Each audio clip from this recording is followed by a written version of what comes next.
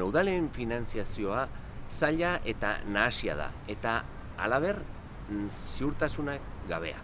Beraz, lege honekin nahi dugu bermetasun eta segurtasun bat ematea udalen finantziazioari.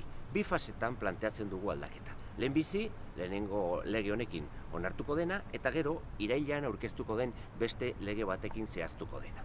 Lehenbiziko lege honetan, bi ezaugarri nagusia azpimarratu behar dira. Lehena da, hemendik aurrera, Nafarroako udalek finantziazioa izango dutela Nafarroako zergen bidezko diru sarreretan oinarrituta. Eta beti ere portzentaje finko baten bidez. Hau da, Nafarroako diru sarreren portzentaje bat udalen finantziaziorako eskainiko da. Eta bigarren aldaketa nagusia izango da, orain arte diru laguntzen bidez finantziatzen ziren udalen hainbat zerbitzuak, 03 eta beste batzuk, orain egunetik egunean finantziatuak izanen dira moduloen bidez. Beraz, horrekin bermatuko dugu Nafarroako finantziazioa, udalen finantziazioa.